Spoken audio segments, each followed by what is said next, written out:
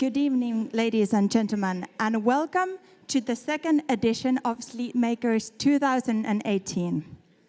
This year's event is organized by Legal Design Summit, Legal Tech Lab, Legal Hackers Helsinki, and the Finnish Legal Tech Forum. I am absolutely amazed to see so many of you here. Honestly speaking, this was supposed to be around a 50 people event, and now, because of all of you, we are here at the small grand hall, almost a full house. So let's give a round of applause for you guys.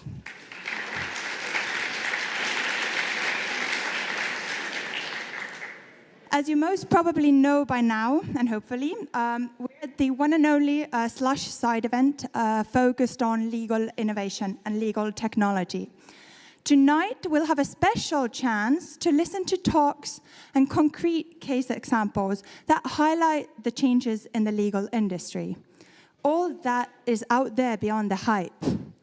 Later on tonight, after the break, we'll have a chance to listen to the legal change makers that will present and demo their digital solutions that amplify lawyers' productivity. Furthermore, some of the pitches will guide us to examples increase access to justice, so in other words, deepen people's understanding of their own rights, and provide greater visibility and transparency in legal matters. The event will also be live streamed, so if you wish to watch it again later, and if you don't wish to be in it, then you should maybe be asking the questions in public. I, myself, am Maria Sorsimo, and I'm part of the organizing crew. And on the behalf of the whole crew, I would really want to wish you a pleasant evening. Without further ado, I would also like to encourage you to challenge the startups. After their pitches at the alley, let's please make a lively discussion and actually bring on table what are the potential gains and pitfalls of legal tech. We would really appreciate your own insights on the discussion. But without further ado, let me introduce a person who will open this event. So Beata Maihaniemi, a postdoctoral researcher in law and digitalization at the University of Helsinki. Beata is an affiliate researcher at the Legal Tech Lab and has been involved in a project on automated public decision-making. Welcome, Beata.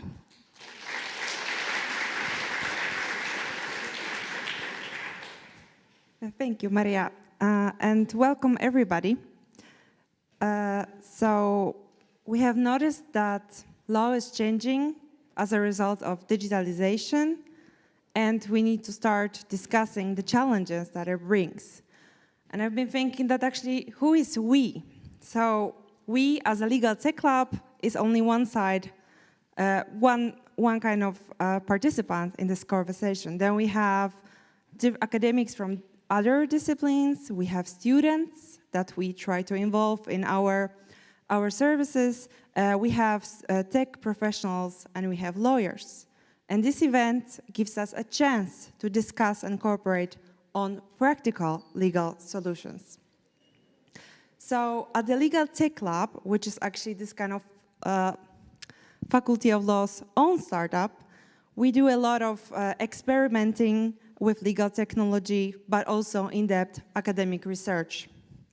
So what we do, we analyze and look at different kinds of legal problems with the use of legal tech, and look at digitalization of legal practice that is already happening, and you're a part of it. So we raise awareness about the possibilities that seem to be endless, but also we provide critical insights of what technology can do and should it do everything. Basically, we have joined Sleetmakers to take part in this dialogue on disruption of the legal industry. And as you know, there are hundreds of legal startups, but this is a great place to be seen and show your results. So our mission at the lab is basically that we want to bring something new to the field. So would it be a new way of looking at legal services, new tools to facilitate participation, or a new forward-looking mindset. And I hope that all of the startups are taking part here also having similar goals. So basically, we believe that automation brought by digitalization can create new jobs and bring added value to the economy as it improves work efficiency.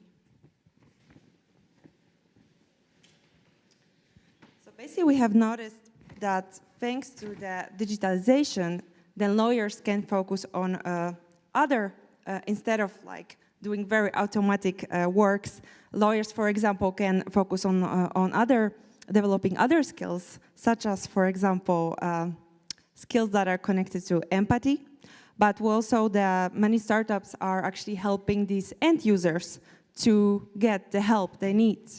So basically, we have noticed that there are many obstacles to taking this kind of legal services into account, and on the part of legal companies, it maybe is also that their lawyers are hourly billed, so they do not have incentives to make things more efficient and faster.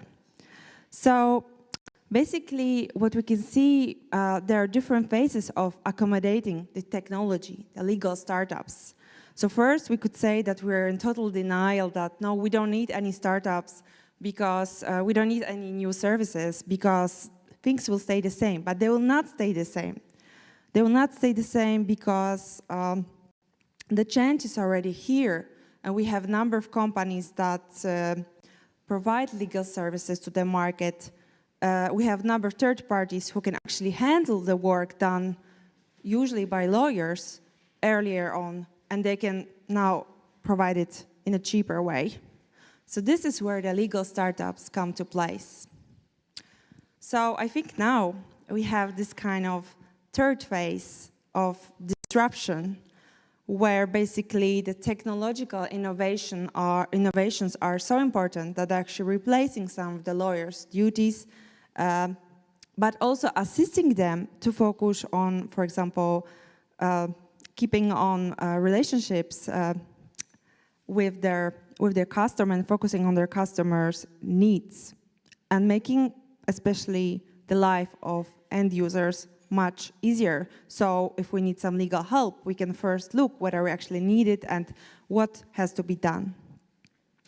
So we think at the Legal Tech Lab that this dialogue is very important, and the change in legal profession that is brought by digitalization is so significant that traditional ways of dealing it do not suffice. And Sleetmakers is not a traditional way, it's an innovative way of dealing with new challenges. So welcome.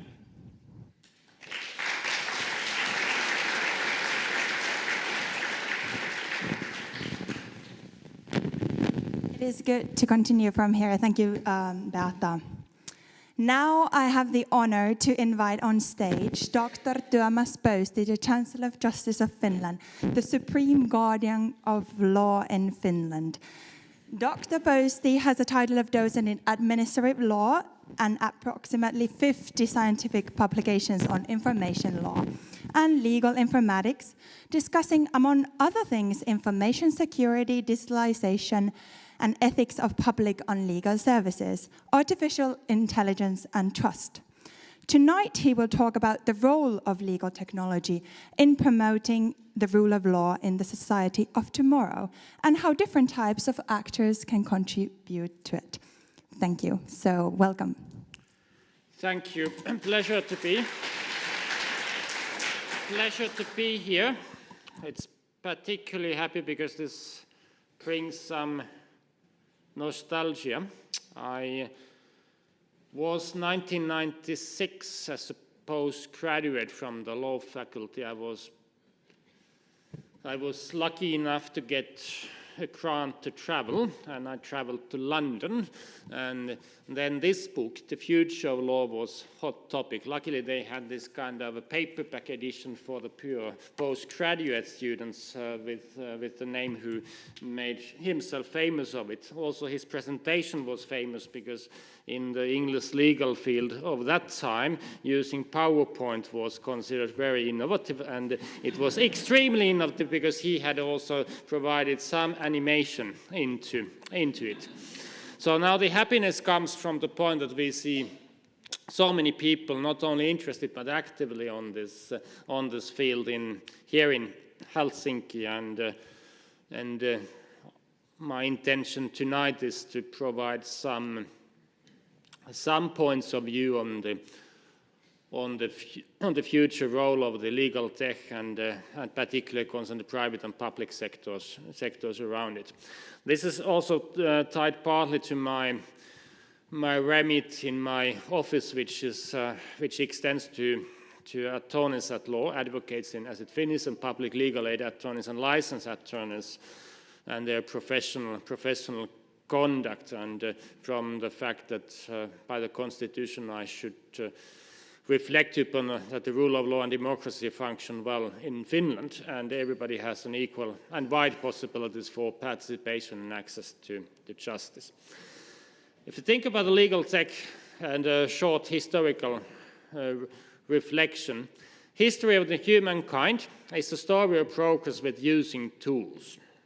And the law and the practice of law is no exception of this evolution of using tools.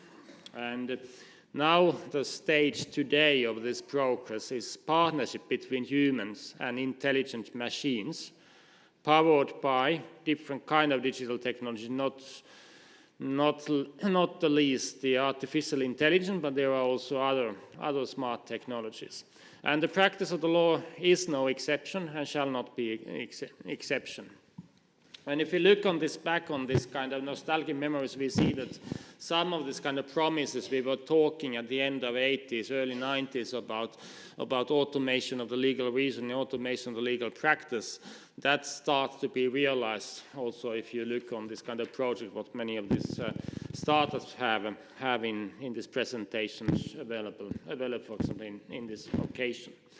The other side of this is also the hard practical reality. I had a look over the weekend on the American Bar Association's report on the use of the digital technology in the American law firms, and it's very diversified. There are many big firms who are doing wonderful things, which made me feel to be a representative of the Stone Age. On the other hand, most of the American practices are solo or small practices which are struggling with simple office equipment, and even to have a kind of a semi-intelligent reminder of your case deadlines would already be an advantage. So we have a rather conservative and also diverse field. So why the legal tech is a necessary part of the future law is for the following five reasons. The better law drafting and the better quality of legislation is the first thing. There are many things what the machines do better than humans, and there is an interesting to have a look on what this cognitive scientist Daniel Kahneman said. He said that people are noisy, people are lazy, and that have some serious consequences. In fact, the machines are better in reading huge quantities of text. Machines are better in detection of patterns. Machines are better of finding this kind of always the same time in a similar situation observations compared to human eyes, particularly tired human eyes. So there are quite a few individual tasks, and I mean this kind of isolated individual tasks what the machines couldn't do better. So now, in fact, if we think about the law drafting, for example, in the government, so that there are law drafters who compare whether, for example, these provisions on the appeal correspond to what is on this administrative judicial code or judicial code by comparing two text documents, or if they retrieve through normal office equipment and web browser this kind of practice from the Constitutional Law Committee. That's a very archaic way of doing the work which could be done better by the machines. The same concerns the application of the law in the law firms, and the more advanced law firms do not only use this kind of office management, case management solutions, but also legal research, e-discovery, and also contract drafting. This contract drafting is one of the things which can be facilitated tremendously by by intelligent solutions. And if you think about the situation in Europe, where we need to compare European Union law, human rights law coming from the European Court of Human Rights, Council of Europe, so we have also a situation where such kind of capacities would be rather helpful. The third point is reduction of costs. So not only better law drafting and better application of the law, but it's a reduction of costs. So law is currently very costly. There was recently an article which is true that many of the people don't have any access to civil dispute because this kind of threshold what no ordinary insurance is cover is and the average trial costs well exceed that. So there is a huge latent legal market which cannot be satisfied at the moment through innovative ways of thinking, access to justice. And inside the law firms, if we do the humans on this less efficient way, this manual and redundant work and mundane routine tasks, so the consequences is that there is a waste of resources. Already in the current status of the technology, the calculation is, there are two reports which I took on the basis, global comparison. There is McKinsey, which is more conservative, 23%, and Deloitte, who argues for 39% of the tasks which could be replaced by fully automatic processes in a typical law firm having several attorneys working over there. And we are not yet even talking about innovative market. It's simply like on this on how we do.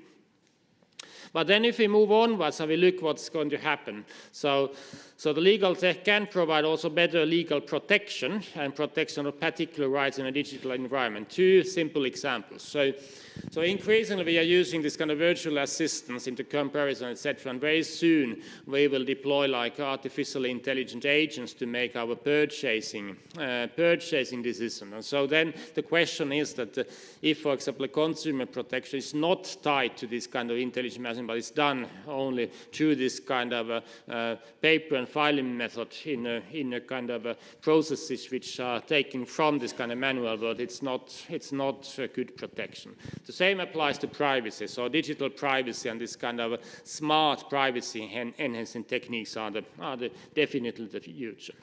And the final point is that the rule of law has been rather dependent on the state actors, which is a problem when there are weak states or constrained budgets, or we have transnational transactions where no single state has authority. So the legal tech with self-enforcement capacity, self-enforcing contracts, etc., can provide more private autonomy, which to a certain extent is a good thing, but it's also to a certain extent a problematic thing for the democracy point of view. So there are 5 good theoretical reasons why to do it and worth it. And so the benefits are there.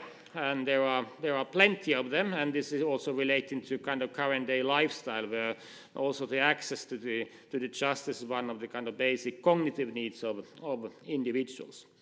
But there are some particular difficulties which also relate to the role of the public and private sector. So if you look onto the market, so it's pretty developed in the United States and in the English-speaking language area to the extent I know. The other these kind of big countries might be also of interest. I don't know the situation in Japan, and China is a particular case.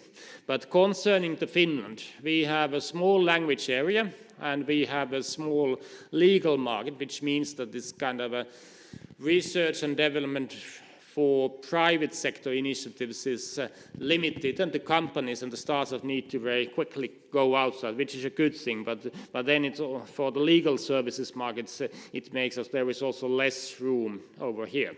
And there is, and this is one of my messages here, is that there is an underinvestment also on the public side on the innovative solutions.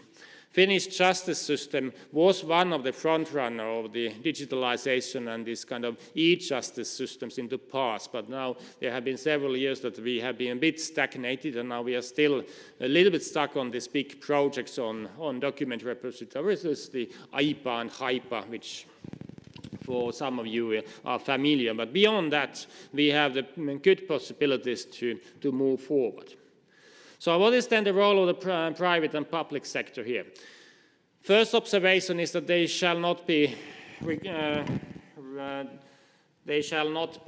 looked in isolation, but rather as a collaboration. So future of law and legal services emerges from the public and private sector collaborative development. The role of the public sector first is that given the specificities of the Finnish and the Scandinavian context in general of the rather small markets is first of all the enabler. So the legislation should enable use of these modern technical solutions. Then the state has also important role as a regulator of the legal profession and legal markets, and there, for example, we could think that we could also be more open with this kind of technical skills, like the American Bar Association. That's this sufficient mastery and utilization of the technology is part of the professional ethics and requirement of anybody practicing the field of law. We could also think about a similar kind here. And then this financing possibility, even this kind of most competitive market like the US, the government research funding and the government investment has been, and the government as a purchasing power is an important factor, and this is something we should consider particularly here. The states shall organize the judicial branch with its applications. There is a lot to do in the judicial branch and also in the government. The government, I recently recommended that for the law drafting we should launch an artificial intelligence application system, and so kind of pre-study has been commenced, so hopefully it will lead to something which is not too big on the same time. Then there is the public sector has a role of the promulgator of the law, which meaning communication about the content of the law. It's not simply like this kind of passive service like Finlex, but it could be much more like proactive, and this is the role of the public sector as well. Public sector can lobby towards the big international companies and international organizations. We have a specific relationship with the European Union, so the European Union would be a front runner also on the legal tech. And we also have the data, so data in a machine-readable format. That's to guarantee that access is an important part of the public sector. And finally, if we think about the most innovative legal tech solution, the flip side of them is that there are big network effects on the using of the masses, so they tend to be in the hands of a few big companies. So there is a serious competition issue here, which could be modified by the fact that public sector could provide its neutral platforms to which also smaller companies could attach to. The private sector, that is the driver for legal services and legal solutions market. And when I say that, so this is much more diverse than we in fact know. There are many of this kind of latent legal field which could be done through this kind of software-based services and applications and combinations of them. And I don't believe in the future of this kind of law firm in its current format. This kind of big business law practices, they have somewhat taken their path, but also this kind of small family practice oriented law firms, they need to find also their future, which is also networking and much more digital than they are today. So this is really open for new thinking, and that is essentially the private sector's role. As well as research together with the universities and different kind of development communities, including this kind of innovative solutions for particular rights like privacy cards, consumer protection, etc. So there is plenty of potential what we could do, and we should really do it, and we should really also address this underinvestment problem in Finland, because if we don't do it, the Finnish law will degenerate into the spoken tale of the Stone Age, and we will not be in the front runners of the society based on the rule of law, and then we will be less happy as a society. Thank you.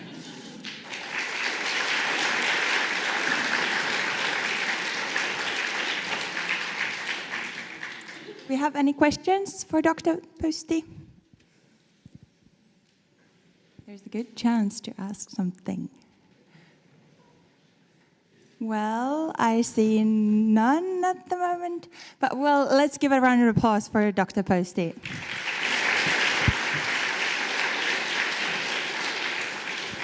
So another reminder, a disco. Another reminder, you can get involved in discussion by using hashtag Sleetmakers. So if you have Twitter or Instagram, LinkedIn, whatever, social media is a great way to get involved. Before we move on, let me ask you something. How many of you guys are practicing lawyers? Yeah, great. Well, how many of you work in a company that has a legal department or deal with legal matters? Yeah, almost everyone. Well, have you ever thought of ways to make your work life easier through tech? Yeah, pretty many. I think everyone. And I've heard of those people saying that, yeah, well, I got into legal tech because I'm lazy. It makes my life easier. Well, yeah. Now we can hear something from the legal tech in action side, because next up we'll have a fireside chat.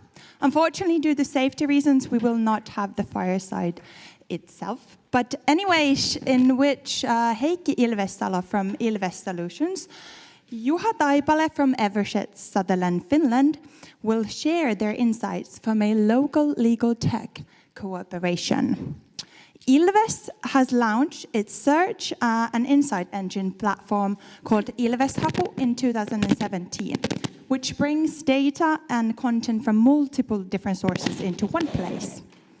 Ilves Haku, as a pilot, Evershed was able to develop an in-house search solution in collaboration with Ilves in a best a way to meet their own goals. So this discussion will be moderated by Anna Ronkainen of the Finnish Legal Tech Forum, and she's also the founder of Sleetmakers. So let's welcome Heikki, Juha, and Anna.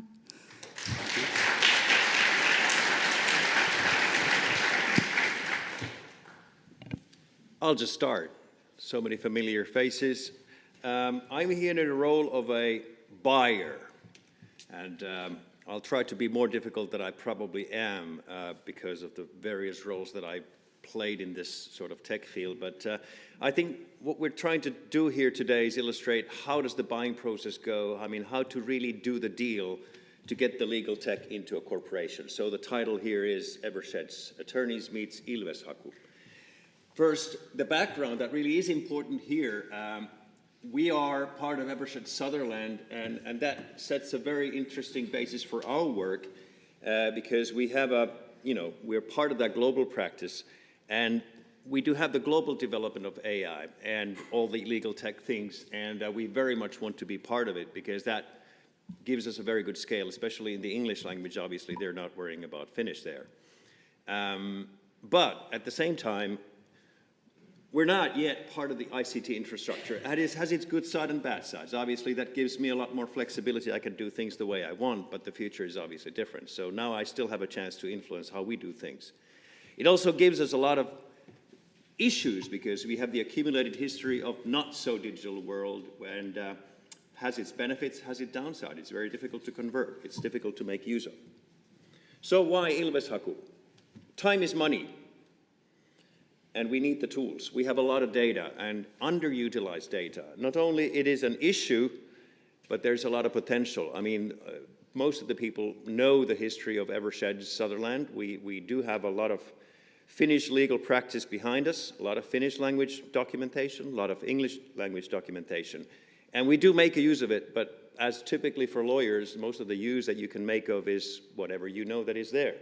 And the rest of the time you shout out in the corridors that does anybody know anything about this, or does anybody have anything here, or has anybody ever done this kind of a deal before? And we actually do have tools for this, but we didn't have a corporate solution, and we did have not anything that would help us from the corporate side, so we had to figure out something. I knew, for an odd reason, I knew Ilves Solutions. I knew Lasse, who's the key developer who's back there. I knew his golf handicap because we sat on the opposite sides of the table, but I had sort of a little bit of knowledge that these guys know what they're doing. And I ran into these guys in connection with this Ilveshaku project, and I knew that there was a need for this. I had used my own tools. I've been an indexer for 20 years, but we didn't have anything to use corporate-wide. So we were offered this, and I kind of became, if not the evangelist, at least the sort of inside man, because I said, you know, this is going to bridge us to the future solutions. It actually resolves one of the key problems that you have when you don't have a uniform way of handling data, and more, because it kind of enables us to do the searches in all data material in a uniform way. It basically resolves the problem of not being yet to move into a global data system that would give us all those tools, probably integrated to something bigger.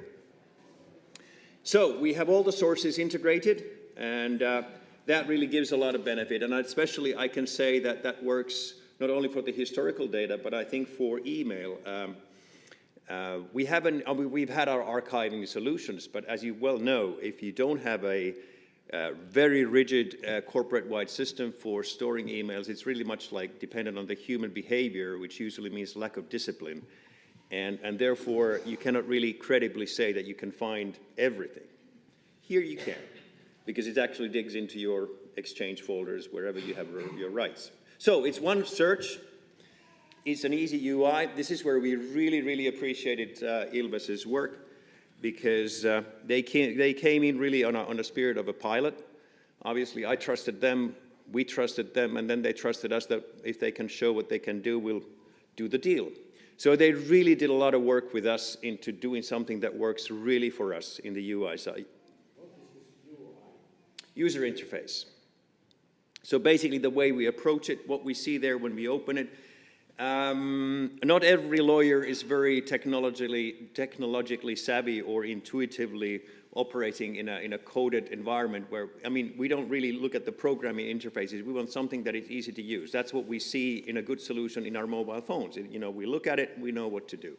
And I think this is the same that we try to achieve here, that people who don't know what the indexing is, they can look at it and they can recognize where they need to put their tags and where they need to search and what they need to do with the search, how to modify it, how to sort, how to limit the search. Because again, the problem often with searches is that you get too many answers. Everybody knows that that's the problem. I mean, you don't know anything about the 20,000 documents that meet your criteria, but you need to be able to go down and really find what you're looking for, and this is where we can get help from the UI.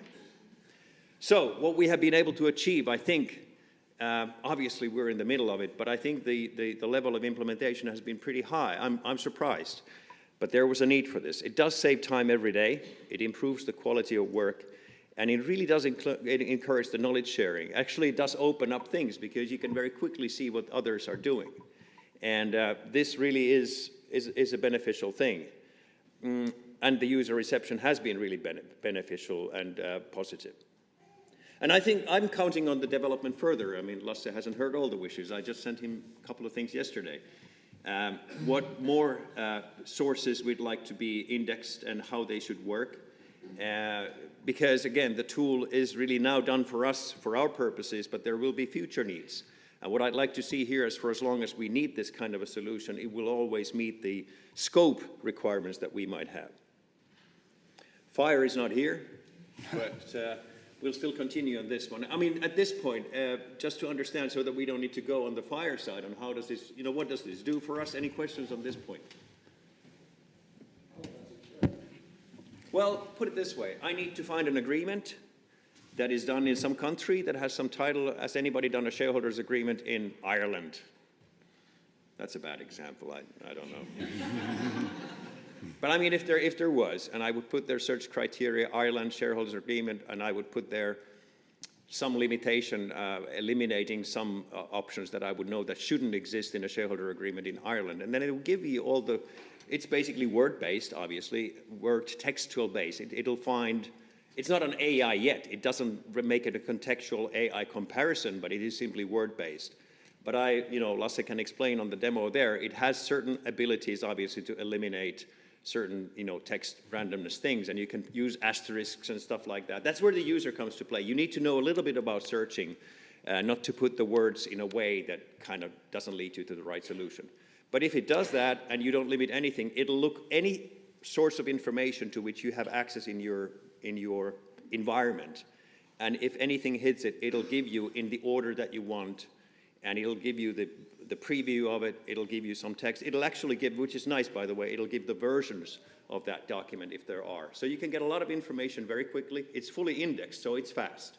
Although we have, I don't know, you may know, Lasse, how much we have. I don't know how much we have data, but I mean, if you think about 20 years of history or more, there's a lot of it. So it'll give you the documents that meet the criteria. Then obviously you can limit the search to only your email or only to your emails over the last 6 months, or just even yesterday, because it'll be online indexed all the time. So rather than going to your Outlook, you can actually do it faster there,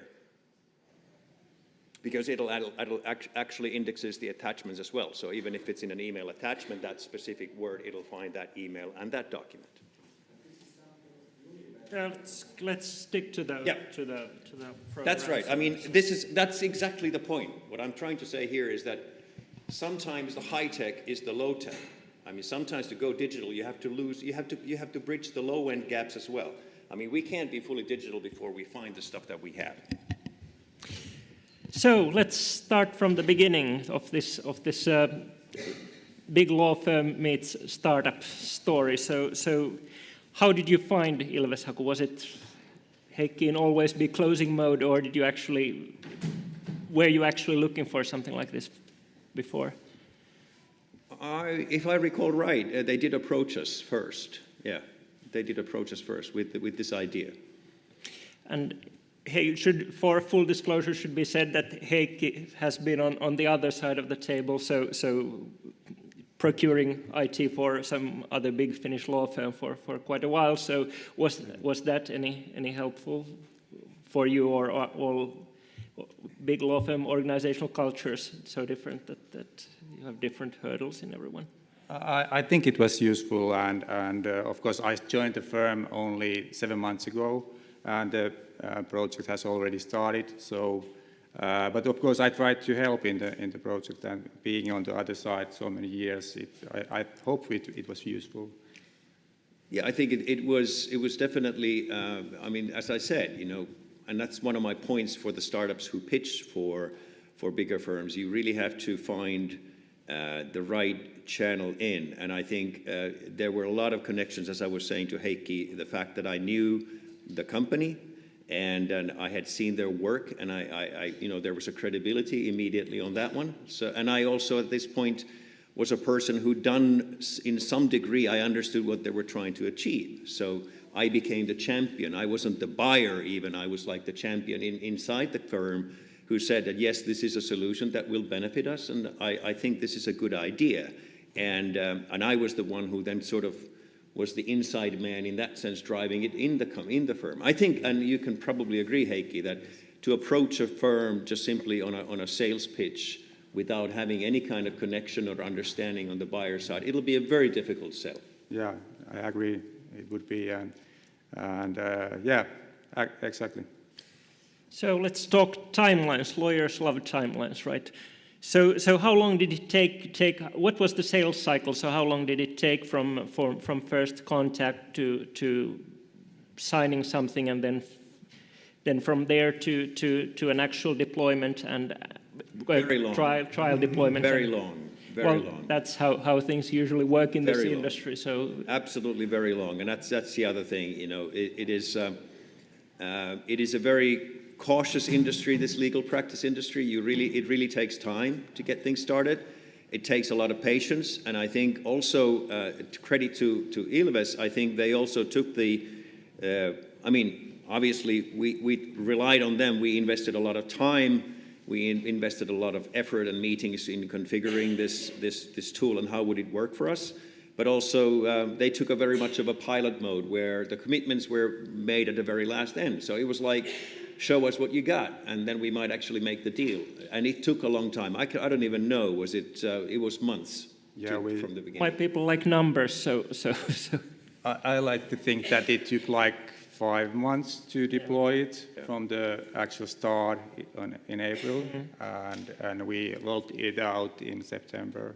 early Well, September. that's right. So- I may be counting the rollout as well. Obviously, it was first the plan, the first pilots, and I think in the fall we then rolled it out to everybody's use. Yes, there were 2 phases on that. Yes, you're absolutely right.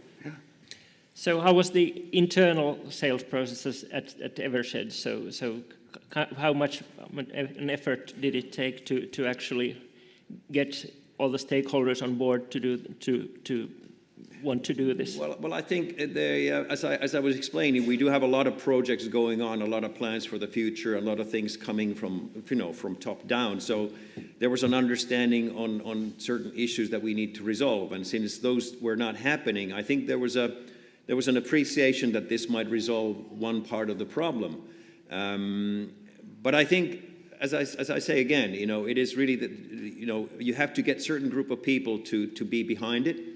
And you have to have your internal champions who take some responsibility on it, because it takes our time, and you need to get the people committed inside the firm or inside the buyer to actually work with you to get it done. But I would say that it was, once the picture was clear, I think our sort of deal making wasn't that complex. And I have to say that credit to all, we didn't really draft a lot of legal documentation around it. It was really much based on handshakes and trust at this point. So how many internal champions are we talking about, and how many people did it take to make the decision? 4 people who are committed to that this is, they're defending it, that this is the right thing to do. And ultimately then and you have to appreciate that in a law firm, although everybody understands the digital world and everybody understands the process needs, there are people who will watch for the money, people who will watch for the technology, and some people who don't care about either one of those. So, and ultimately you don't know who's the ultimate decision maker. So it is a complex thing to get those decisions done. The bigger the firm, the more difficult it is. So Heikki, how did the rollout process look like from your end? I think it was really optimal from our perspective because of the engagement and the team. The test team represented all fields of the organizations, all parts of the organization. It took time, but afterwards I think it was really good to have that time to also for us to develop those functions and features you needed. And I think it was good, really good process, and we were happy to be able to roll out it so that we were present in your recreation day and were able to see everyone and meet everyone also. And I think it's a good way to roll out a new system.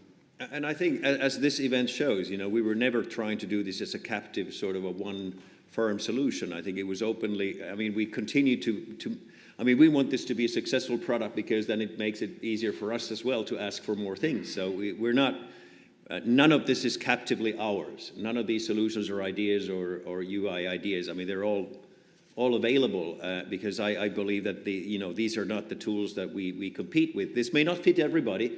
Not everybody has the same needs, but I think for the ones who need it, it is a great solution to resolve a problem. That is a real life problem that brings in immediate benefits.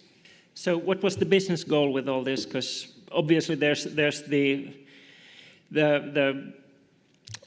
great spook of hourly billing behind all this. So basically, if what you're selling is hours of work, if you invest in technology in order to make your work more efficient, basically you're spending money in order to earn less money. So obviously the kind of short-term benefits of legal tech in law firms are often difficult to see. So whereas of course in the longer run, those that make those kinds of investments are the ones who survive. So how was it at your end, and did you have a big hourly billing fight? Or well, this is true because it is hard to calculate as a direct monetary benefit, except that when you use it and you calculate the time that you spend during the day in trying to locate something, especially when you start a project and you try to find the right people who've done these things, or your, let's say, accumulated experience, and let's be honest, even finding what you've done.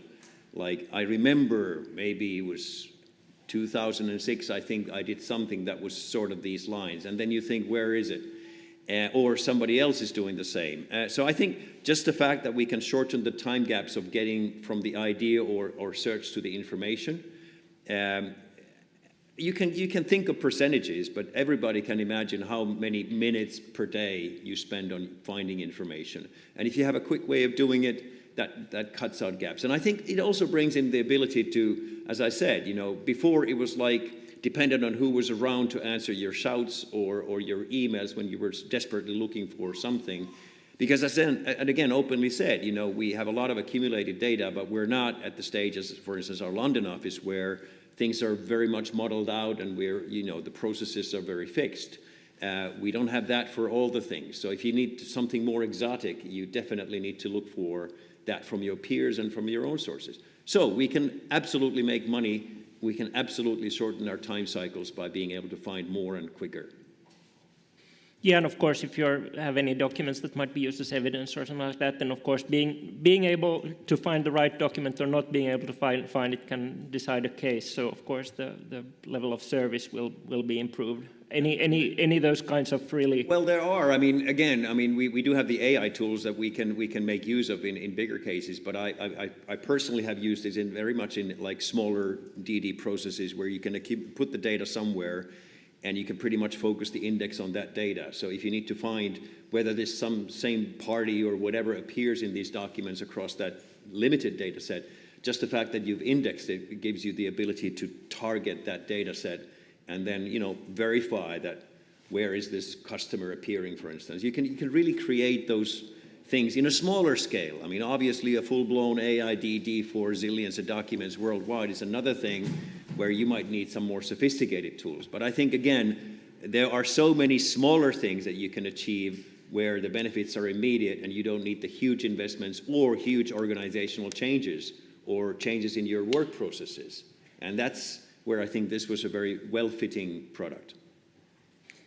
Yeah, so let's talk a bit more about the rollout project process. So how much customization, how much specific requirements did you, for instance, have, or was it like my way or the highway, the one size fits all model, just upload your data and you're good to go, or? No, I think we were lucky because we were the pilots. So I think we were able to affect everything. So I think I don't think that we pretty much got everything that we wanted. And I think, well, we are very generic users in that sense that I think it's very generally applicable.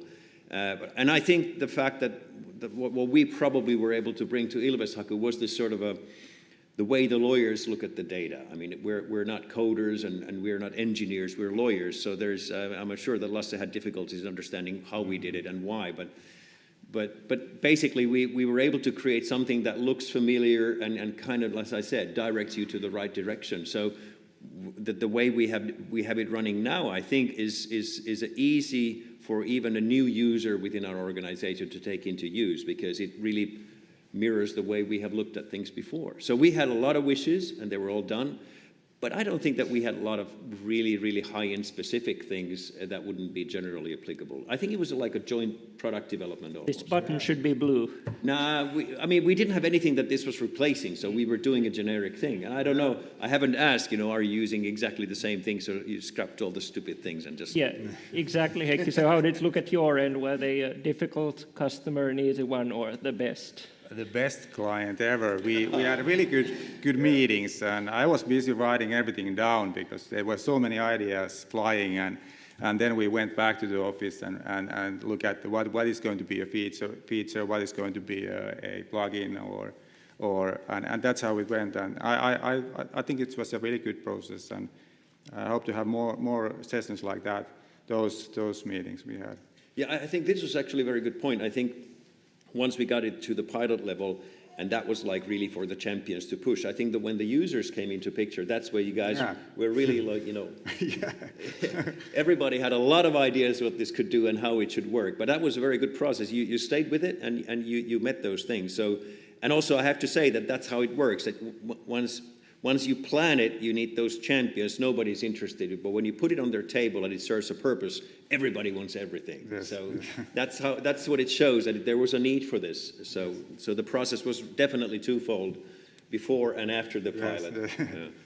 Yeah, so do you have a process in place for the feature requests or feedback or that kind of stuff? So do you just send emails every now and then or have meetings, or do people just bite the bullet and complain to their colleagues why it's not working the way it should be, if applicable? We have both processes. You are sending messages to us, and we need this, and then we have some meetings. I'm already going crazy. I want this, you know. It's I don't care. Yeah. So was kind of to both of you, is dealing with a startup compared to an established legal tech vendor, one that has been around at least since the steam engines, is there any difference? I mean, now that I'm here, and this is like a startup thing, I think this was a startup product. I have to say that these guys had a little bit of advantage. That the Ilves is a credible player, and I knew that they can meet these unreasonable demands and time schedules, and they were not going to run out of money or that they wouldn't be around. So that is unfortunately a little bit of benefit to them, which cannot be put on everybody who's just trying to get the first sale. And it's not trying to be like discouraging, but you just have to note that it will take time. And I think it was a very good point that was made out there, that Finnish market is so small and there are so few players that really the time to market is very, very, very difficult. But again, here I think the product was definitely a startup product, but I suppose we're here because a lot of these criteria were met. So how much were you buying the dream versus buying what actually was there already? Or buying like a development roadmap? And again, I think what I'd like to say here is that we had an issue, we had a problem, everybody recognized it, and we were able to get a solution to that problem. It was very concrete. So it was not like trying to get something fancy here. I think this was a very good start for us. It really bridged the gap in functionality that we had in our processes.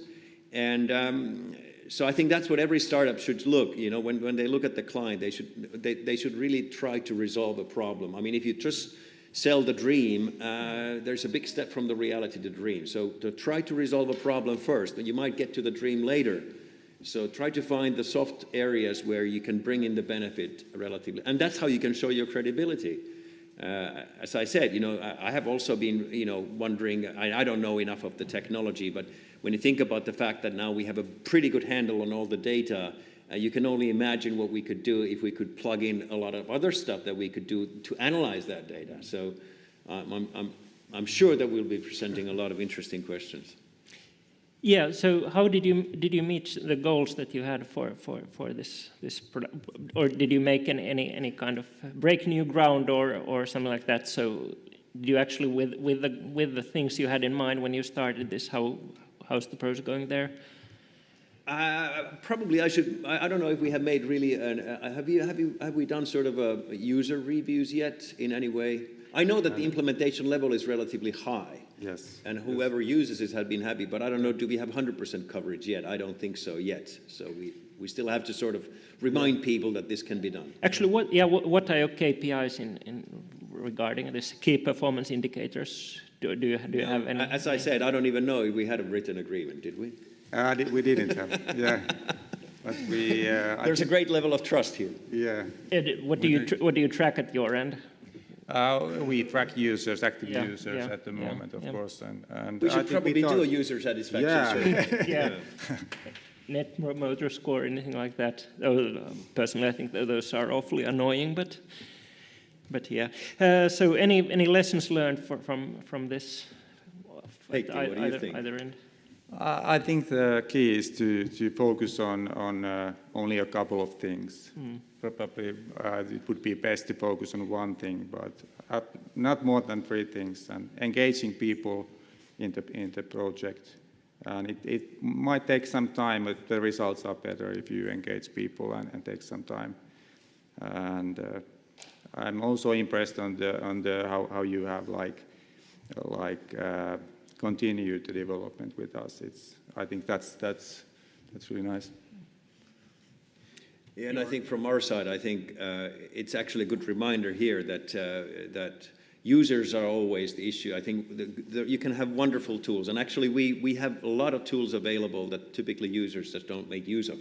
And I think this is the same example here. Probably a lot of people already use it, but we should continuously make sure that they can use it in the best possible way. Yes. Because very often you find one way of using a tool and you never explore the others. And I think this is a classic example here. probably even myself, I'm just doing whatever I have done in the past, but we should always revisit what can be done and educate the users to make most of it. So I think that's a good reminder here. Yeah. Let's not get stuck. Yeah. Yeah, good. We have 2 minutes and 13 seconds for questions. So anybody have a burning question? Of course, you can also talk to Heikki and we'll be around at the break. But any questions? There's one question. So are all emails automatically archived and indexed? And if so, how is client privacy protected? And how is attorney-client privilege preserved? It is actually working in such a way. Obviously, I don't see anybody else's emails. The point is here that I can access anything that is accessible me by the Microsoft's domain control. So I mean, if I have it's indexing everything, but my access is limited by whatever the AD actually defines. So if we have, for instance, like insider files, or we have, obviously I don't see anybody else's emails, but I can direct it to my own emails, which is the nice thing, because it kind of removes the necessity for you to archive and organize your emails, because they're already indexed at all times, and also the attachments.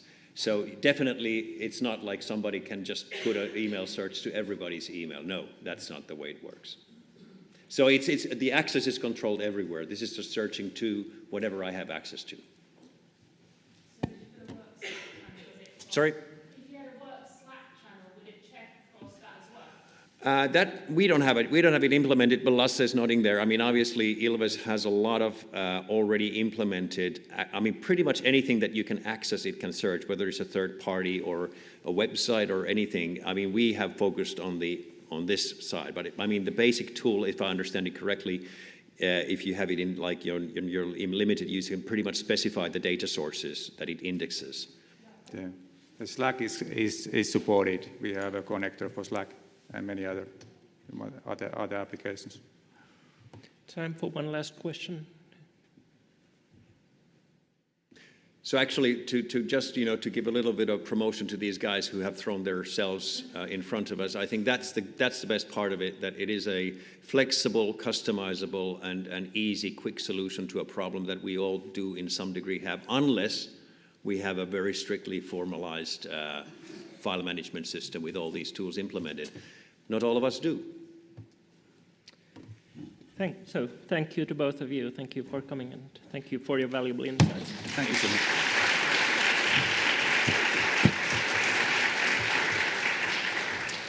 So thank you for sharing your insights. Hopefully people got some takeaways from this discussion.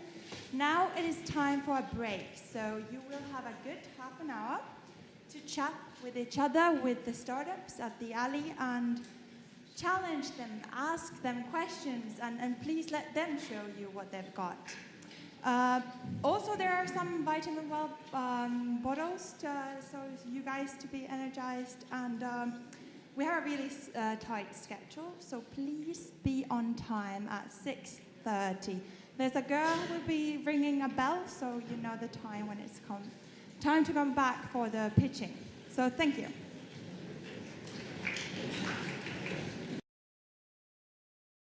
So welcome back. Hopefully you had a good time to chat with each other and with the startups. Now it is time for the pitching. A few days back I was thinking, so how should I introduce all these great companies? And then I realized that we should let them speak from themselves. So isn't the beauty of pitching to give them a crazy short time and to make a great first impression? So precisely, welcome on stage. Thank you. This is a bit scary. It feels like I'm back in school as a law school dropout. I did 4.5 years, but I started my own law firm actually in the third semester, which was strange, but that's what I did. Since I started companies before, it made sense. After a while, we grew into 10, 20 people, and I was very frustrated as a tech nerd that kind of turned into a lawyer. I am very prone to remove inefficiencies and try to automate stuff all the time, like time registry. I didn't want my junior lawyers to do that, so I tried to make sure that that was done by itself. And in the end, the thing that I spent most of my time on was, how do I make sure that drafting can be done by anyone that doesn't have legal expertise necessarily and do it very quickly, because we spent a lot of time on it. Our customers spent time on erasing stuff that we did for them or write their own legalese, and I represented them in disputes in order to handle it. So that's kind of the basis of why we started precisely in 2014. 2 years later, I retired as a business lawyer and took over the helm.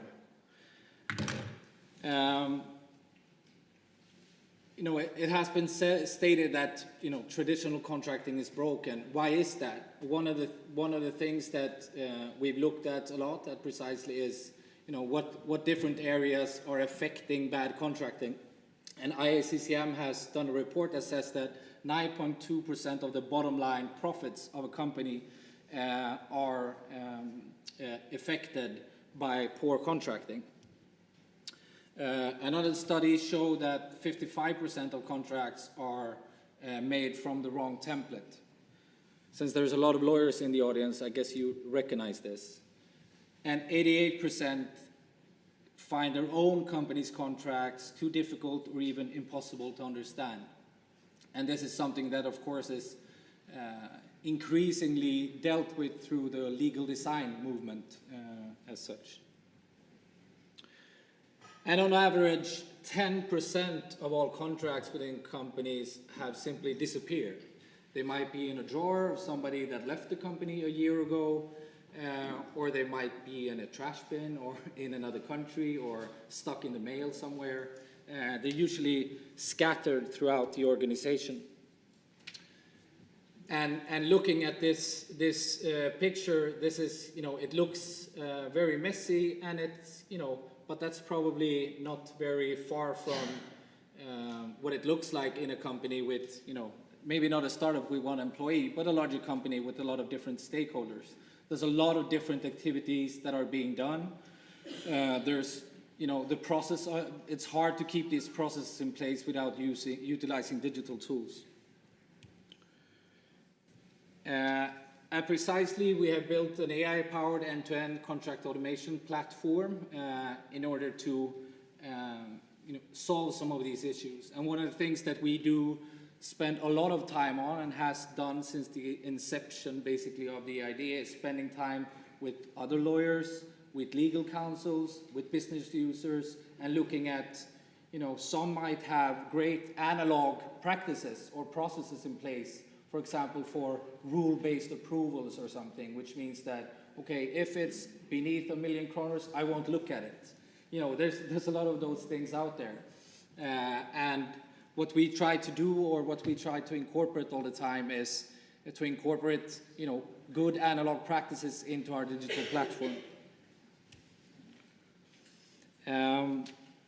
And our platform can solve the most complex contracting issues and allow anyone from any background to automatically create, sign, and manage compliant contract. And drafting, for example, an NDA or even more complex contracts can be done in a matter of minutes. And what we're doing now is combining the power of contract data. For me, as an ex-lawyer and kind of tech geek, for me, my main focus is contracts as data, or how can I structure that data in order to enable something for our customers in the future. And that would be something that would be similar to business intelligence in general, but in this case, contract business intelligence. You heard the previous speaker talk about it in the fireside chat as well, the power of actually having that structured data. We now serve more than 200 companies worldwide, some of them actually here in Finland. And yeah, I'll just skip these.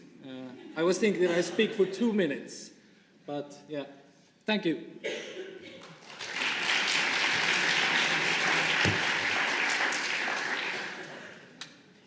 So any questions? Privacy and May. So any questions? No. There, okay. Yeah, just interested if you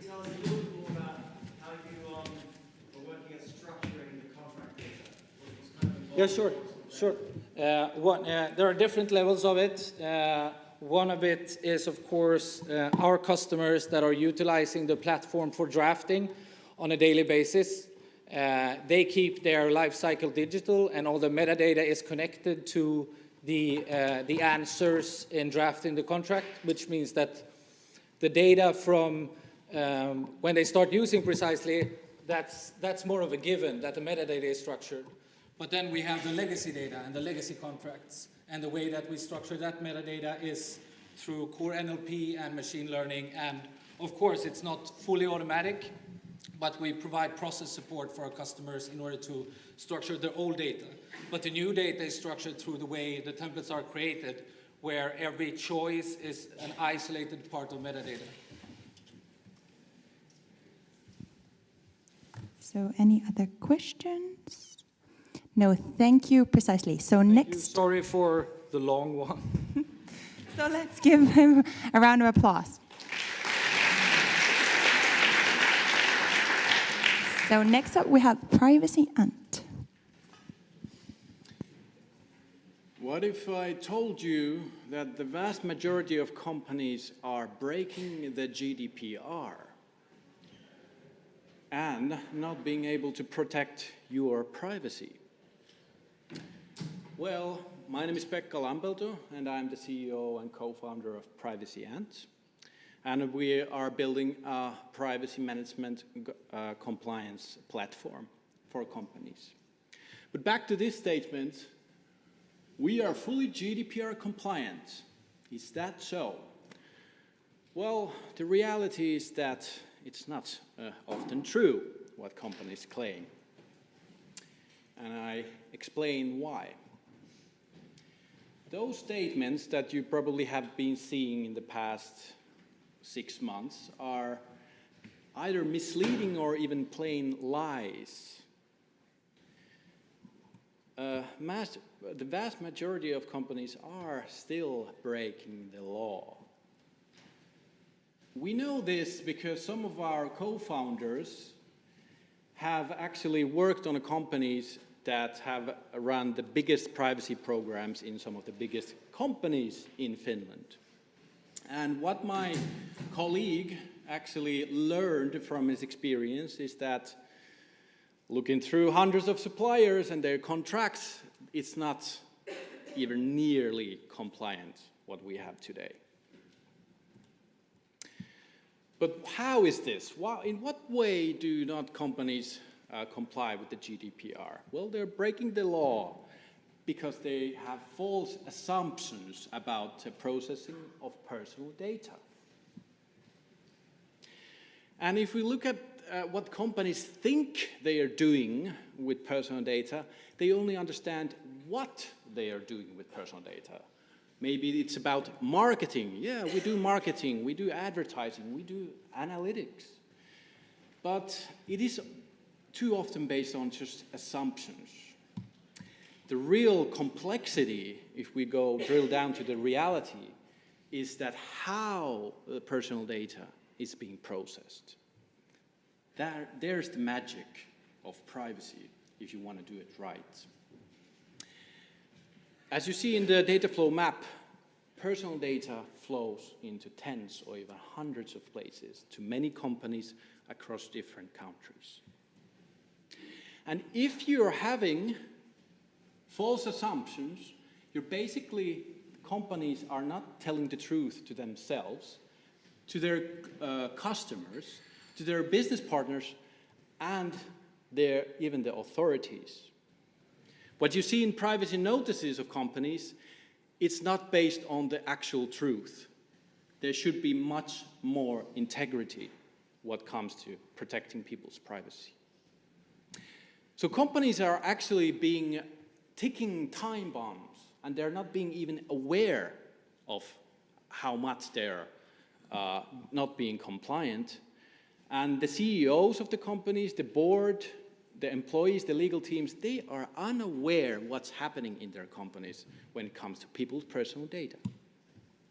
But here's the solution, Privacy Ant. We have been building a platform for companies to actually describe how the personal data flows across the companies to other companies, and to actually then being able to identify the real legal requirements for any processing activity the company is doing. It is about the how, not just the what. Once your employees and departments have described all the processing activities in a process level, then you will get integrity to your privacy management. There are many solutions on the market that are concentrated on the what the company does with personal data. But our platform helps your departments and employees in your company to describe step by step how you are processing personal data. And our long-term vision is not just privacy, it is also other legal requirements and data security, for example. And our business model is quite simple. We are a SaaS company. So we offer companies 1, 2, or 3 year subscriptions. And we're already serving more than 100 companies in banking, media, gaming, and many other industries so far. So our mission is to help companies do privacy with integrity. Thank you.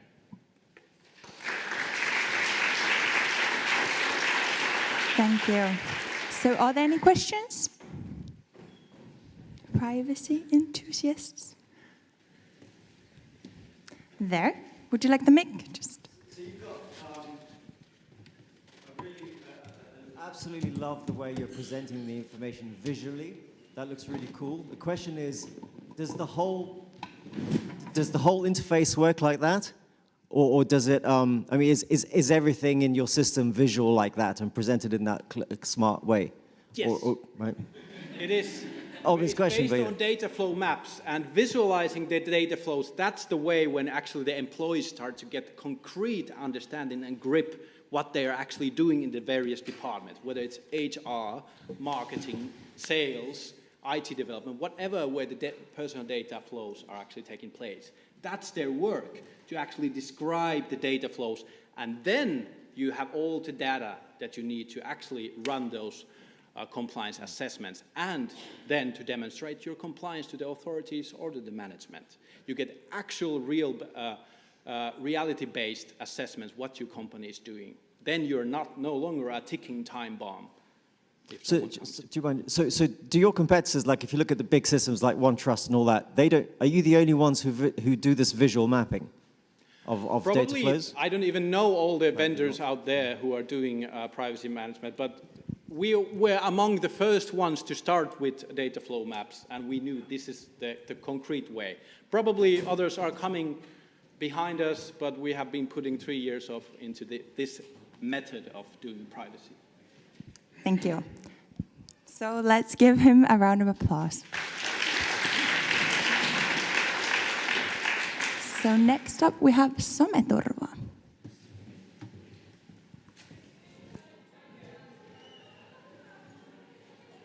So good evening, everyone. My name is Suvi Uski, and I'm co-founder and CEO of Someturva company. I'm here to tell you only 4 minutes, 4 slides tactic, so come and ask later, or we have a stand in the hallway. I have my background in social media research, and I am very much aware how much joy and opportunity social media has brought to humankind. However, I've also had to witness the downside of social media. Anyone's reputation can be ruined in seconds. Kids, young, adults, even those people who are outside of any platform.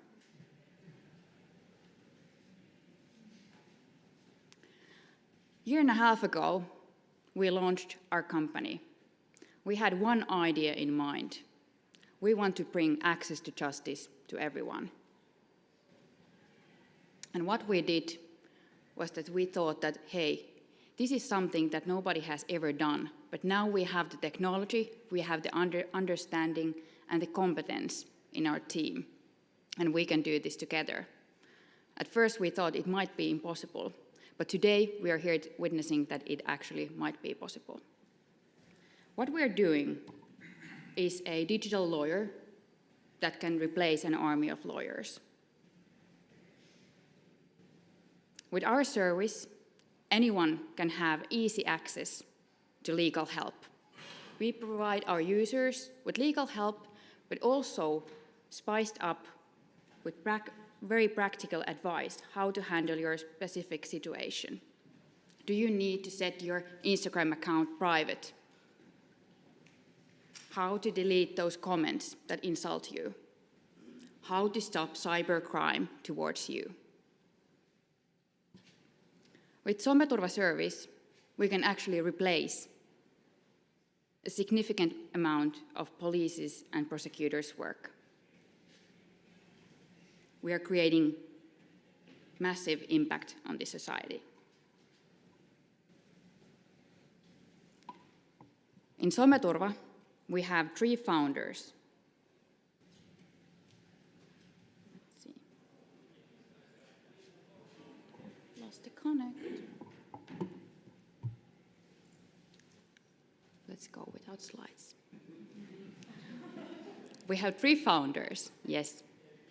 We have Jenny here today, but also we have a team of 10 experts at our office. In our team's core, we have psycholegal expertise, meaning that psycholegal in a good way, not psycholegal in the traditional way, but with this kind of mixture of social, psychological, and legal expertise together. Meaning that when we give legal help to people, we can also offer empathy. We can guide people to behave better, to learn the solution to their conflict. We have raised so far 1.6 million euros, and we have been very lucky to have the former president of Finland, Tarja Halonen, in our advisory board. This year, we have had plenty of progress. We have started collaboration with Supercell. We have just about to open up an online chat on our platform that is powered by Save the Children Finland. You know, the people who reach us the youngest ones are 8-year-olds, and the oldest ones are 68-year-olds. So we need to have all kinds of help on our platform. Today, here, I want you to know that we are looking for funding more. But in addition to that, we're also looking for support, professional support and practical support. We want this access to justice to be something that is offered globally to everyone. And this room is full of people who can help us do that. So please join us, come talk to us, link us, tell your friend about us. We need you. Thank you.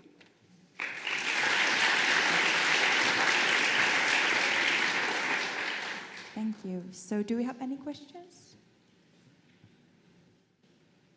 The Finnish aren't that talkative. But anyway, thank you for your presentation, and let's welcome up Sönk.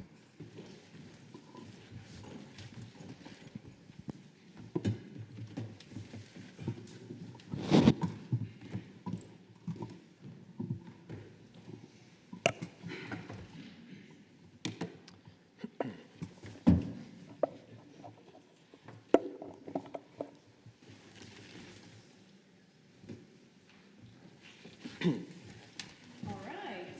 Hello, everyone. And we're really happy to be here today. My name is Josephine. I'm here with my colleagues Magnus and Sergey, and a few more here in the audience as well. We are a Nordic law firm. We started 4 years ago, and now we're about 80 people working at our offices in Stockholm, Oslo, and Copenhagen. We also have a representation office in Silicon Valley. We're focusing a lot on innovation and tech companies, and this is where the most of our clients are also. Furthermore, the reason that we're up here today is that we are, as far as we know, the only Nordic law firm registered under the Bar Association that have done our own in-house AI legal tool, which we're going to talk a little bit more about here. Yes. It's our privacy policy check. So we have developed, or Sergey has developed this tool, totally in-house. So it's a deep learning AI tool that helps you to check if your privacy policy are, what is it doing? Checking if your privacy policy is compliant regarding GDPR. And it's very simple. The only thing you do is you find, for instance, Twitter have a very long privacy policy. You just copy the text. I will try to do this live, hope this works. Analyze it. By just paste it and then start.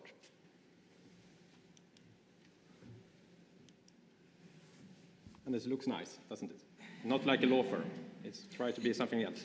And then we can see that, they have addressed 7 out of 7 mandatory criteria regarding GDPR.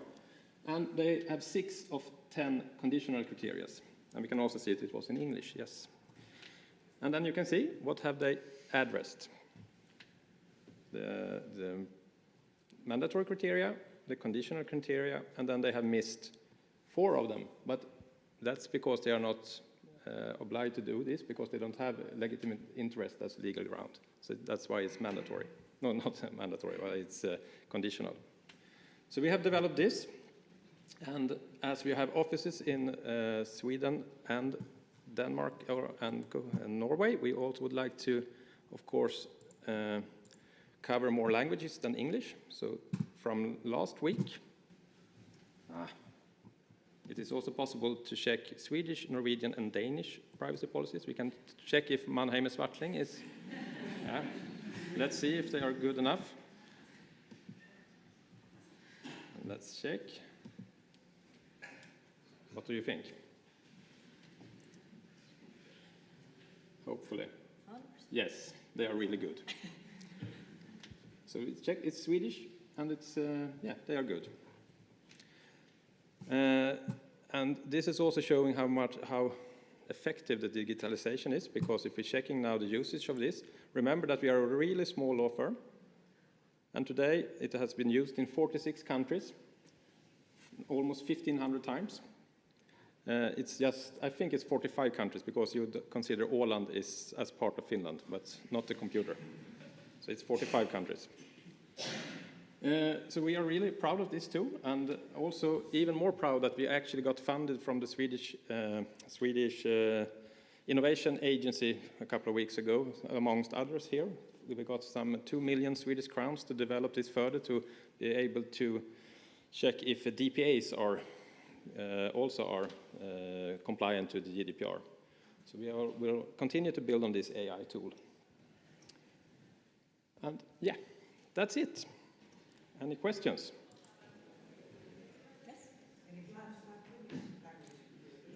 We have offices in 3 Nordic countries, and maybe we will, and then Finnish will be in the next language. It's a little bit more difficult for us to. The problem is always with AI to train it, to find the material. To build it is 25% of the time, 75% is to train it.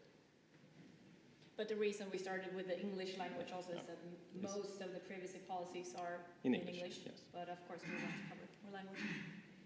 And when you decided to put resources into this, were you thinking of it as a lead generation tool?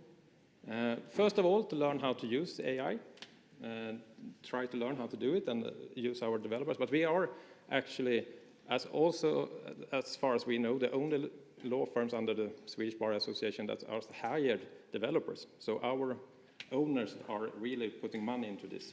So, yeah. Lawyers, developers. Yeah, lawyers, developers. You are also a lawyer. Yeah. No. Thank you. Thank you.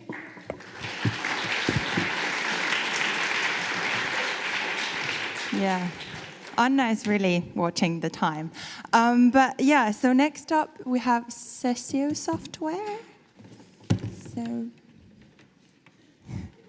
the technicalities, well, yeah. So,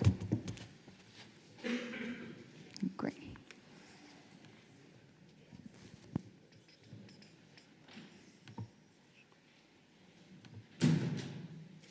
Hello, my name is Thomas Westerholm.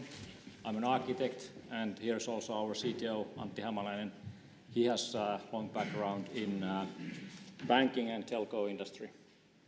Our application, OneTract, is about making video contracts. Now the question is that in mid-90s, a lot of us got our first mobile phones, but very few were waiting for SMS text messages. It's very typical for a lot of applications that people don't expect them, but when they come, they will use them. So we already did a lot of work, and we are now moving to the next stage. The reason for the name is a bit similar like video blog, which goes blog. We truly believe that the coming generations who are born with the mobile phone as an extension of their hands are going to use video as a major tool to communicate. And not only to communicate, but also to agree about things. It just simply is more fluent than typing, for example. Here's an example of a contract. Oops. Sorry, this is not video, this is PDF. You will see it later. So practically, background in construction industry, what happens on the ground level is a lot of verbal promises. And to capture the verbal promise can make a huge difference in the efficiency. One contract can be the offer negotiation, it can be the actual deal, it can be the guide for another person to execute what was agreed, and finally it's also a tool to verify that the process was followed right. There's also something happening with the telco industry. They have been working jointly as more than 100 companies together to create the future standard of the telephone infrastructure. That opens up a huge possibility for this type of application. In Finland, the estimated market for this type of communication is only 10 million euros, but globally, the market for business communication is a lot, and then this type of application could extend to private users as well. We already have an agreement with Tilavastu, who is the organization who is trying to help the construction industry be a bit more legal operation. They monitor the responsibilities, and they have created a digital signature platform where we will add this video component. Current application, which we are demonstrating, is a solo user version, but we already proved before that we can create the contract making between two distant devices as well. So users can be in different locations while they create the contract. Tomorrow starts the Slush. That's where we try to go to the market now. Thank you.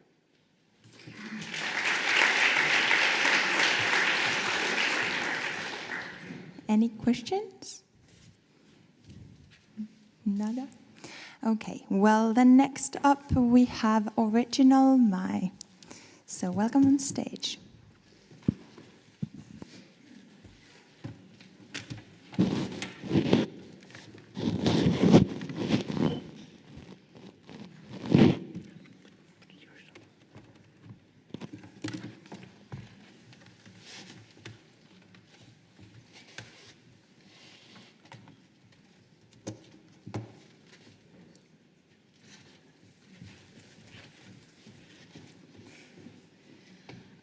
Hello everyone, it is a pleasure to be here. My name is Jay, and like many of you guys, I'm a lawyer. So I've pretty much come to terms with the fact that I'm gonna have to deal with a lot of bureaucracy for the rest of my life, which is why I'm so excited to present to you our company, Original Mai. So a bit about us. We were founded in Brazil back in 2015, so we've been around for a while. And our main goal is to reduce bureaucracy and make processes easier. so that people can have a better access to services and to justice. The first thing that we did, we were concerned about intellectual property rights. So basically, we were registering stuff on the blockchain because with the timestamp, you could create a very strong evidence that you had created something at a certain point in time. So that was the first thing that we did. This thing about registering stuff developed, and we closed a partnership with a notary in Brazil. And now Brazilians don't have to go to the notary anymore to authenticate documents. They can do it through the platform, which saves a lot of time and a lot of money.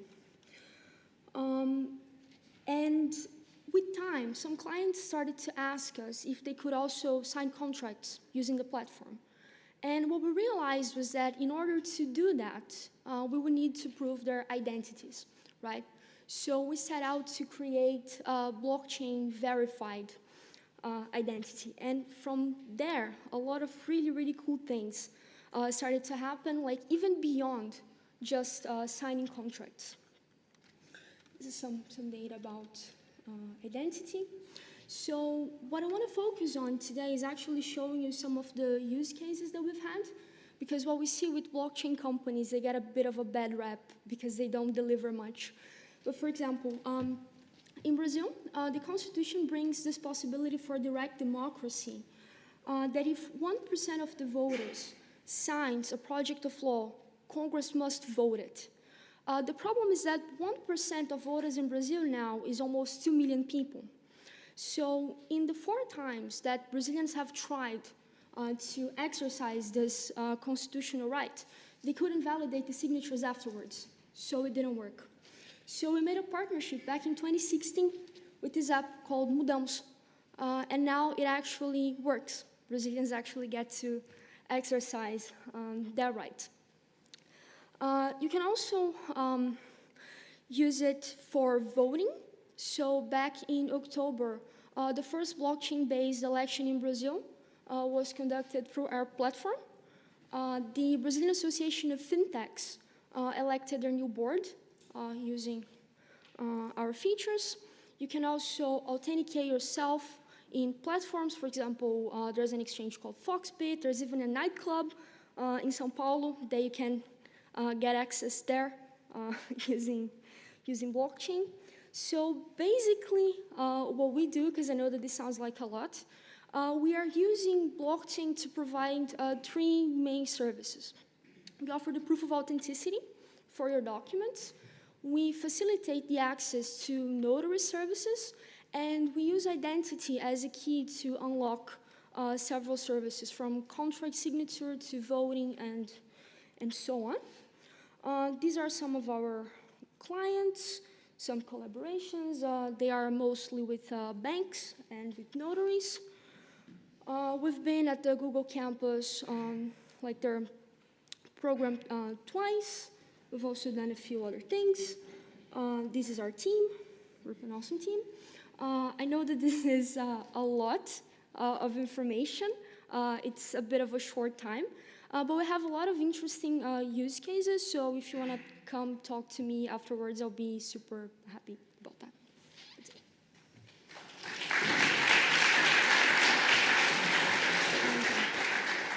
Thank you. Do we have any questions for Original Mail? Good evening, Panu Pökkilä from Nordea. So how do you identify the person when you provide the identification? How do you do that? How do you make sure that that person is actually that person? So the way that we do the verified identity is we have the platform. The person submits their documents to the platform, like personal documents. We have a system that analyzes the documents. If they are okay, they pass. If the system thinks it's not okay, a human goes and evaluates that. Then, of course, we delete everything because we're not going to store that kind of data. But this is pretty much how we do it. Because in Brazil, we don't have the same thing, for example, with the bank ID that you have here in Finland. Oh, and just one thing. The company is from Brazil, but we've moved to Estonia now, so we're doing business here. Forgot to mention that. So next up, we will have Deal Sign.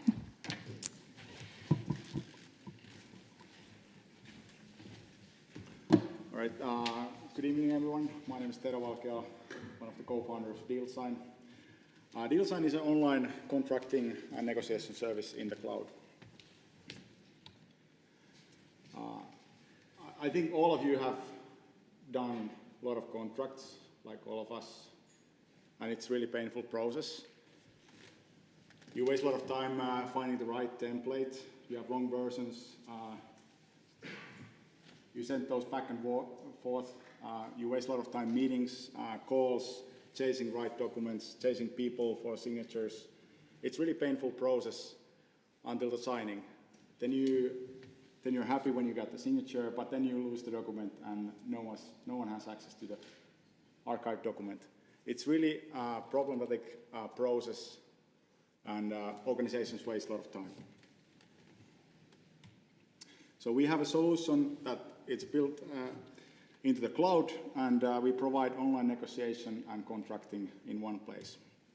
So we provide the service from the template management, online negotiations, signature, archiving, all in one place, and you can even integrate the service to other services like CRM or e-invoicing or other services. There are a couple of highlights from our service that especially lawyers like, and they can build optional clauses for the business users, and business users can be more self-service during those contracts. In-house legal saves a lot of time. The other feature and a service we are very proud of is our online negotiation service, where all contracting parties can collaborate at the same time with your own team, with your external lawyers, consultants, or other persons, or with the other contract party. You can work at the same time with the same contract, save a lot of time. And you can see on the left side, you can see the clause-by-clause status. That is up to date all the time, real time. On the right-hand side, you see full audit trail, saving a lot of time and working smarter. Our clients use this for different kind of purposes, for sales, for procurement, or in-house legal supports their business. Various kind of contracts can be done, so we don't limit this to any function. Time saving is the biggest benefit. Of course, working smarter, using data, analytics, AI coming. It's really difficult to build AI before the signing for the negotiation because it's so much contextual driven. It's a little bit easier for the archiving, but that's coming, and we are also ready for that with our data-driven solution. There are a few law firm partners and clients from Finland, Nordics, and Central and Eastern Europe. It's the Slush time of the year, so we also collaborate with Slush, providing DealSign for startups together with our partners Lexia and Sync. And let's meet. Come and talk to us after the session here at the lobby or at Belge. Thank you. Thank you. Any questions for DealSign? No. So next up we have Turre Legal. Welcome on stage.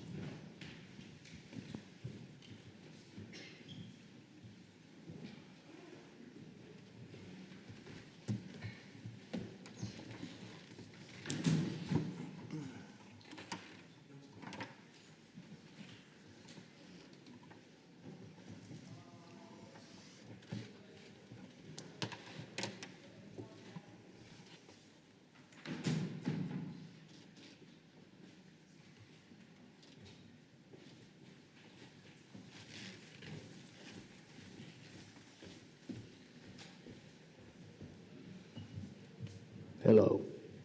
My name is Herkko Hietanen, and we are trying to solve the copyright problem online. We're living in a visual world where a lot of communication happens using photos. And where do we get photos? Where do a regular person get their photos? Well, according to our research, you go online, you search for the photos, you grab it, you use it. Just Google it. Google is filled with photos that you are allowed to use. For example, in this case, there's a Creative Commons labeled photo of a microcar crash, mopoauto.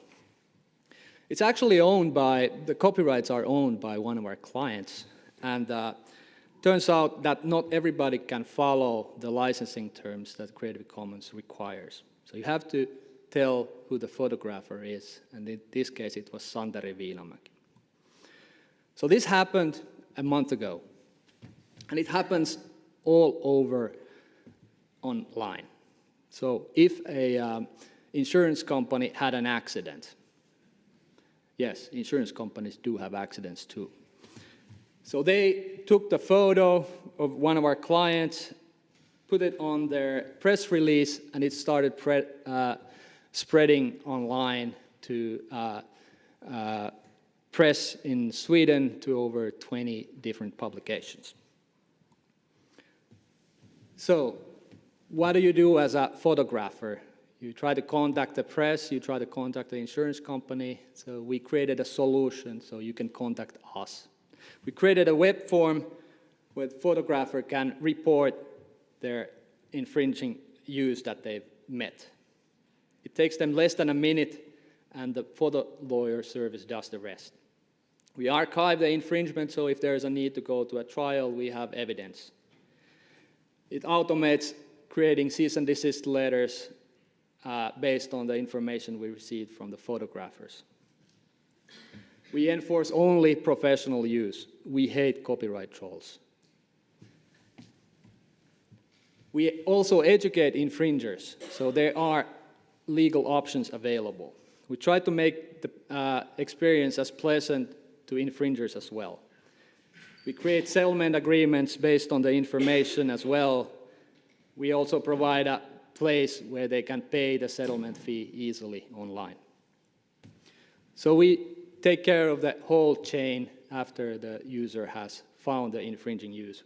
We have also sued some of the infringers and settled before the matter has gone to trial.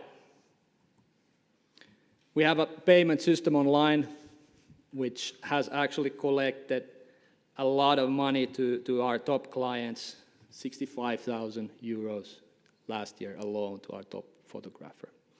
Too bad we don't have that many clients today.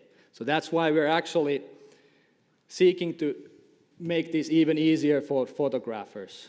We're automating the process so the photographers can take their portfolio, drop it into our service, and the system will look for infringing use.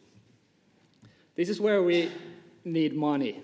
Currently, we have developed this in-house in our law firm, and we're looking to spin it off. And we're looking for smart money who understand photographer business and or a tech partner to help us to realize our next step of automated enforcement. My name is Herkko Hietanen, and we are trying to solve the copyright problem online. Thank you.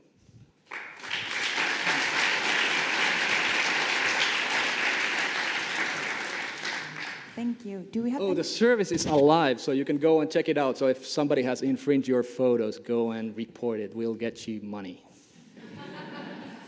I'll ask Donna to come upstairs, but also, are there any questions? There.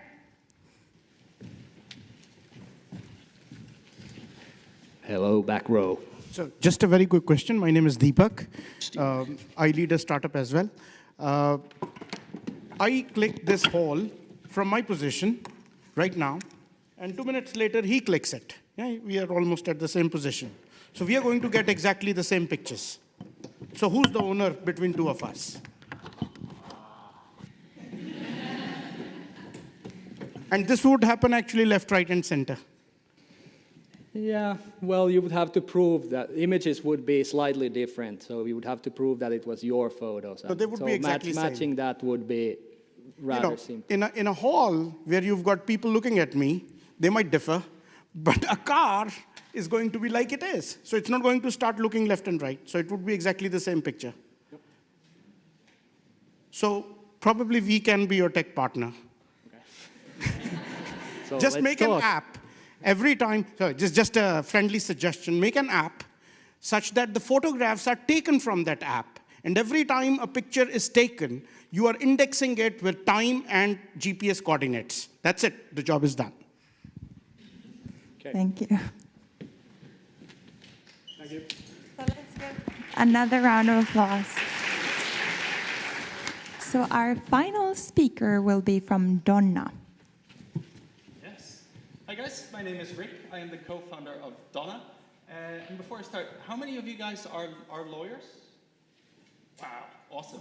And how many of you guys are actively involved in drafting contracts? Perfect, I've got the right audience. So, of you guys, who has ever seen something like this, right? You've gone through negotiations and you've written an amount of money, and through negotiations you forgot to change it. Who's seen this? Oh yeah, okay. Fairly common.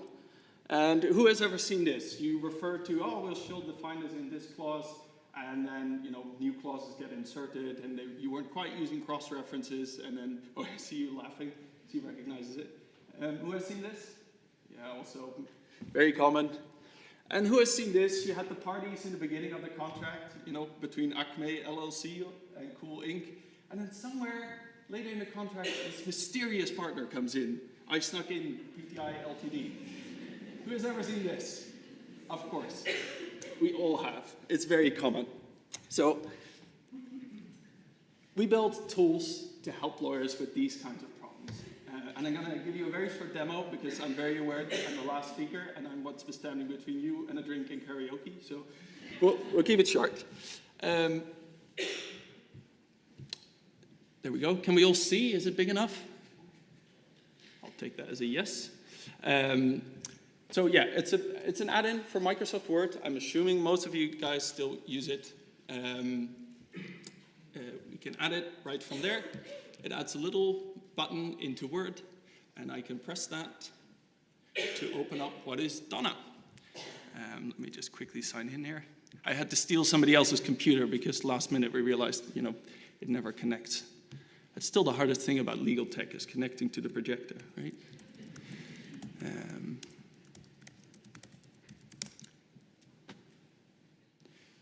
Go.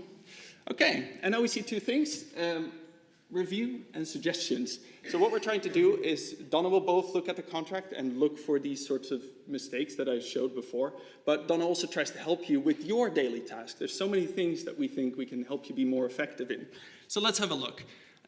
Review, we see we have defined terms, dates, and money. How many of you have had, a really long agreement and then towards proofreading it, the end, you're referring to this term, and you're like, I can't quite remember the meaning of it, but also I can't be bothered to look it up again. Exactly. So what we have is you can go for defined terms, and you have a list of all the defined terms in the contract. And as you're reading, you can look for, okay, what did I define agreement as? And you get a little snippet. You can also jump straight to where it was defined. And by clicking on an agreement, you can also see everywhere where you've used this term. Now, we've seen this behavior, this kind of jumping back and forth into the document so many times, and this really speeds it up 100,000 times. So it's not necessarily that Donna takes over your job, but it helps you be more effective in your writing and your reviewing. But Donna can also be more assertive, so we saw that with the suggestions. So Donna can check hundreds of things, mainly in detailed errors, but let me give you a few examples. So we have, let's see, money. We had an amount, everywhere in the document we wrote convenience amount and then literal amount, and here we forgot to do that. So we probably want to add it. She can find exactly the problem I showed before. The literal and the convenience amounts don't match. Let's see, what else do we have that's interesting enough? Oh yeah, terms that haven't been undefined. So in this case, over here, we're referring to the term services, and we haven't defined it. Probably good to define it.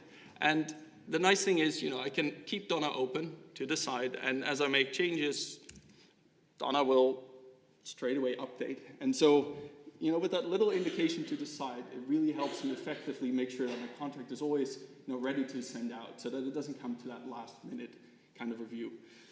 That's all I'm going to show for the demo now. If you want to try it out, go to our website, and we'll schedule a call with you to go through in more detail if you're interested, of course. I wouldn't force you. But yeah, so that's what we do. And why do we do this? I mean, obviously our ambition isn't to stay just a word add-in, but what we're really excited about is that, contracts, they're written in this human language. And what we see is that although it's human language, there's a lot of structure in it. It's almost, I'm a software developer, it's almost like it's a programming language.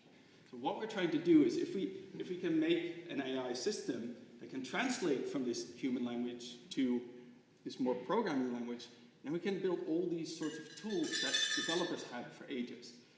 And then we can really help you succeed in the future. So I'll skip all this. It's karaoke and drinks time. Or questions. Yeah. And you were the last pitch. There's still one speaker. But yes, questions, please. No. Well, there.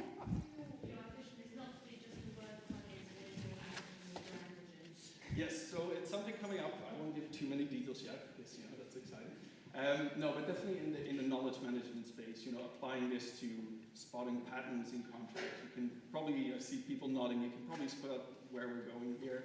In that, if you have a contract and you can see, oh, these terms are always defined in these jurisdictions. And there's a lot of assistive information that we can give as you're reading an agreement, because not all the agreements that you're drafting you wrote the first instance of. Sometimes it's from the other party. So it might be interesting to see, okay, this agreement that the other party wrote, we would typically add a clause like this into it, or we would phrase it like this, and these are the contexts. So that's what's coming up. But for now, it's very simple. You can start using this in 5 minutes and be a lawyer on steroids. Great. I would love to be that. Thank you. Any other questions? No. So, thank you for each and every startup. Now, everything good must come to an end. Just before we leave, I would like to give the mic to my colleague to give us the closing remarks. So please welcome on stage Pilvi Alopeus, the CEO of the Legal Design Summit and one of our members of the organizing crew. So, welcome. Cheers, everyone. And sorry I kicked my shoes off because, well, it's a startup event, who cares? And heels are horrible to wear. I usually have like tennis shoes. Well, anyway, first of all, thank you, Maria, and thank you for being our guide to the legal tech world tonight. You've done amazing work. Maria is also the design wizard behind the branding of everything you've seen here and throughout the project this year. So that's pretty amazing. I think we should give a round of applause for her.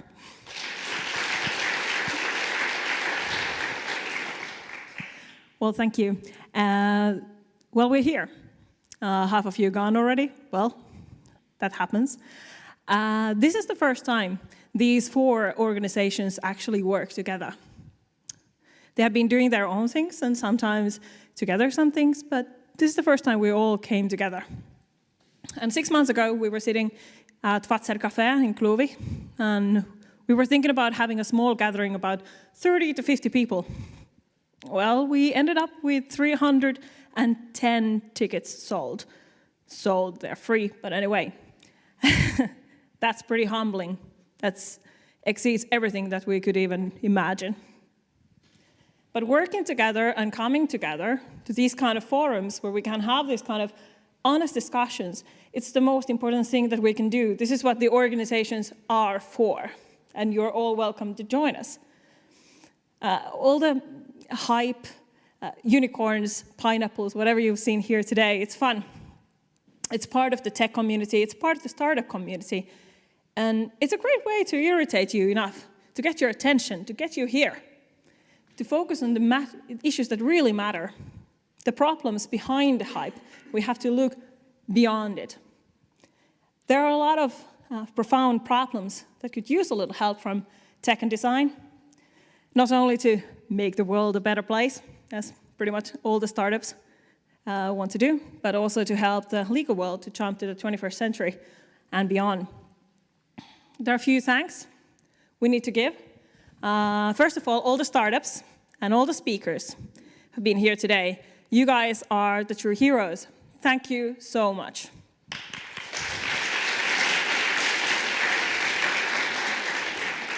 Next, I must thank Edita. They have been live streaming this event. Hello, everyone. Thank you so much. And next, I need to thank Slush for supporting us and Vitamin Well for hydrating us. I hope you all got your waters. And then I need to thank our team. Maria, Anna, Hanna, Kiki, Christian, Lisa, whoever was volunteering to do even the smallest bit. Thank you. And we really need to thank our loved ones and our families because they really supported us and didn't lose their minds when we were working through the midnight hours. Come to bed now. Everyone heard it 100 times. Well, I don't want to miss anyone well. And I need to thank all of you guys. And I'll tell you why. The legal tech scene and the legal design scene is just forming. No one knows what it is. No one knows where it's going, what it's going to be. And each and every one of you is contributing by just showing up, being curious, and asking questions. And I know it's cheesy, and you can call me a little bit of Americana, but I always have believed that decisions are made by those who actually show up. So on behalf of our whole team and all of our 4 organizations, I would like to thank you guys for showing up today, being curious, asking tough questions that we need to do. Thank you. We bow to you.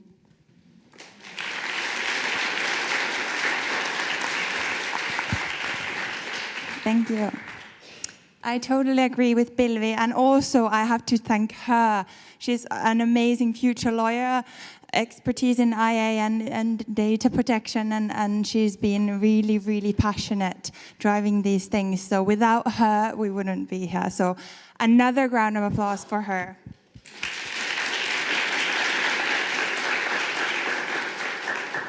But yes, so tonight, after this lively discussion, we can continue at the Belge bar, which is right around the block. I think many of you who are going maybe know the road, so find someone who knows the road or just Google it. But let's continue the discussion there. So thank you everyone for participating.